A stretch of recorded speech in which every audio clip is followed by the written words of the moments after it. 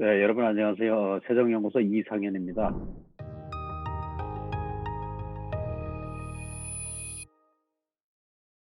과연 어떤 조건 하에서 북한이 핵무기를 포기할 수 있을까요? 그리고 가능성은 얼마나 될까 하는 그런 문제를 좀 보도록 하죠. 자, 북한은 오랜 기간 동안 국제사회의 그 제재와 압박을 무릅쓰고 북한 그 핵무기를 개발을 해서 오늘날 이 단계에 이르렀습니다. 1990년대 초기에 소위 수백만이 굶어 죽은 그 고난의 행군 중에서도 북한이 핵을 포기하지 않았어요. 그런데 과연 오늘날 북한이 핵을 그렇게 쉽게 포기할 수 있겠는가? 여기에 대해서는 이제 많은 전문가들이 대체로는 이제 부정적인 그런 의견을 갖고 있는 거죠. 미국과 북한이 싱가포르와 하노이, 싱가포르 2018년에 정상회담을 했고 하노이에서도 2019년에 정상회담을 했어요. 북한과 미국이 직접 핵 문제를 해결하기 위해서. 근데 아직까지 별 진전이 없습니다. 2018년에 한반도의 완전한 비핵화를 위해 노력한다. 그걸 합의를 해서 2019년 하노이 정상회담에서 뭔가 좀 더 진전된 결과가 나올 거로 기대를 했는데 회담이 결렬이 됐죠. 그리고 2019년 10월 달에 스웨덴 스톡홀름에서 하노이 회담 결렬 이후에 처음으로 이제 워킹 레벨 그 실무 회담이 열렸는데 이 실무회담도 별 성과를 내지 못했어요. 그때 나온 그 북한의 입장이 뭐였냐면, 자,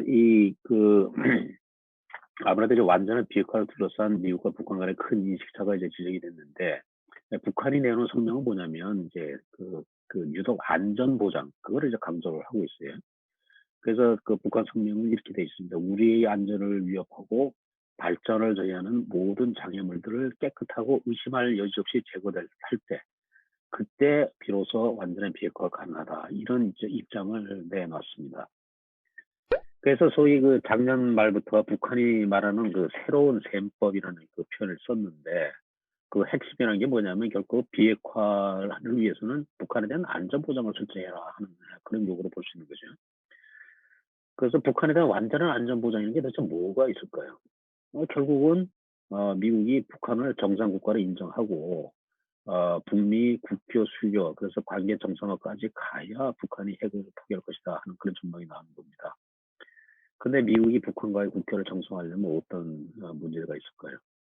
아마 북한이 인권 문제를 비롯해서 핵 문제를 포함해서 여러 가지 문제점을 해결하지 않으면 미국이 북한과 국교를 수립하기 쉽지 않을 것이죠.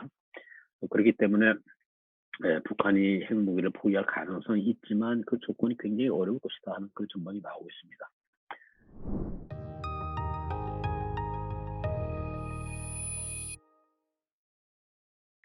자, 핵무기는 일종의 그 절대 무기라고 말할 수 있는 굉장히 비대칭 무기 대전형적인 그런 거죠. 그러니까 재래식 무기가 아무리 많다 해도 핵무기를 당할 수는 없는 거예요.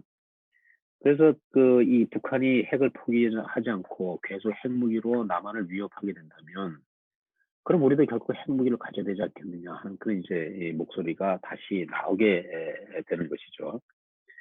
그래서 핵무기는 핵무기로 대처할 수밖에 없다. 그것이 현실이긴 한데 근데 만일 한국도 핵을 갖게 돼서 남북한이 이제 핵무기를 갖게 된다면 아마도 한반도 비핵화는 제 생각은 영원히 불가능해질 것이다 이렇게 봅니다. 남북이 서로에게 핵무기를 겨냥한 채 소위 공포의 균형 속에서 살아갈 수밖에 없는 것이죠. 그렇기 때문에 어, 핵무기 우리도 독자적인 핵무기를 개발하는 건 좋은 옵션은 아닌 것 같고요. 또 한국이 핵무기를 개발하려면 그 첫 단계가 그 NPT 핵 확산 금지 조약에서 탈퇴를 먼저 해야 됩니다. 자, 금년은 NPT 조약이 발효한 지 50주년이 되는 해입니다. 1960년대 이제 핵 문제에 대해서 국제적 관심이 커지면서 이 조약이 성안이 돼가지고 68년부터 해국도 서명을 받기 시작해서 이제 1970년에 발효를 했죠.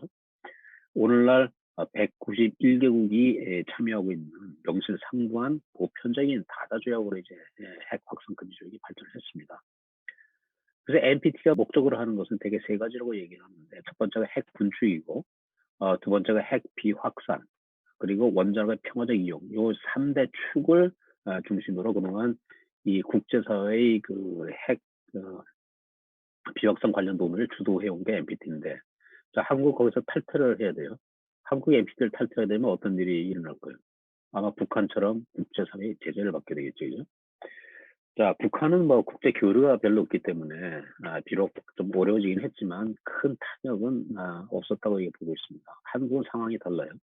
한국은 대외 경제 의존도가 매우 높은 국가이기 때문에 만일 국제 제재를 받게 된다면 이 경제적인 타격도 심하고 또 우리나라가 가동하고 있는 원자력 발전소는 연료수에 우라늄 연료도 수입하기 어려질 거란 그런 전망이 나오는 거죠. 그래서 이런 걸 정하다 본다면 결국은 조금 힘들고 더디더라도 한반도 비핵화를 위해서 계속 노력을 해 나가는 것이 우리가 갈 길이 아닌가 이렇게 결론을 맺을 수 있고요. 결국 한국은 우리 정체성을 비핵 평화 국가다. 이런 정체성을 굳건히 견지를 하면서 이 한반도 핵 문제를 바라봐야 하지 않겠나 하는 것이 오늘의 결론입니다. 자, 경청해 주셔서 감사합니다.